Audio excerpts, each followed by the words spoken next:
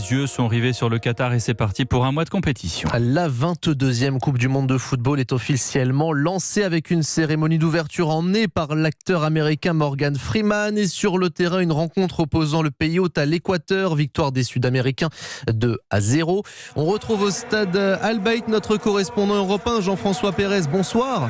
Bonsoir. Alors est-ce qu'on peut dire que c'est une première réussie ? Non.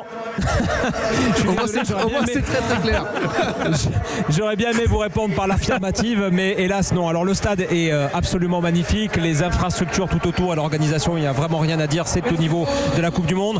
En revanche, ce qu'on a vu sur le terrain, et là je parle vraiment pour le Qatar, parce que l'Équateur s'est baladé, voilà, il a fallu 2 buts d'Eder Valencia, qui est un joueur qui évolue à Fenerbahçe en Turquie, un bon club européen, et on a vu vraiment la différence avec les joueurs du Qatar qui se préparent depuis des mois, mais en vase clos, et je pense qu'ils ont été totalement dépassés, totalement étouffés par l'enjeu de ce match. Ils n'ont pas existé, il y a eu une ou deux occasions en fin de match, mais il y avait vraiment 2 tons de différence, 2 classes de différence entre l'Équateur et le Qatar. Donc victoire des Équatoriens 2-0, mais surtout ce qui nous a choqué, ce qui restera de ce match d'ouverture, vous ne l'avez peut-être pas vu à la télé en France, mais on a essayé de vous le faire vivre sur Europe 1 avec Cyril de la Morinerie et Jacques Vendroux. Ce sont ces tribunes qui ont commencé à se vider dès le début de la deuxième mi-temps. C'est devenu évident à la 50e minute, et puis petit à petit on s'est retrouvé quasiment seul dans le stade. À la fin du match, au coup de sifflet final, il devait rester à peine quelques milliers de spectateurs, dont 3000 équatoriens sur une affluence totale de 60 000. Donc ça, le gros couac, hormis l'équipe nationale du Qatar qui devra faire beaucoup mieux la prochaine fois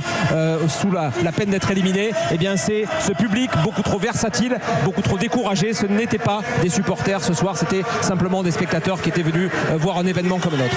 À l'œil de Jean-François Pérez depuis le stade Al Bayt au Qatar. Merci, on va vous retrouver bien sûr tout au long de la compétition sur Europe 1, radio officielle de la Coupe du Monde.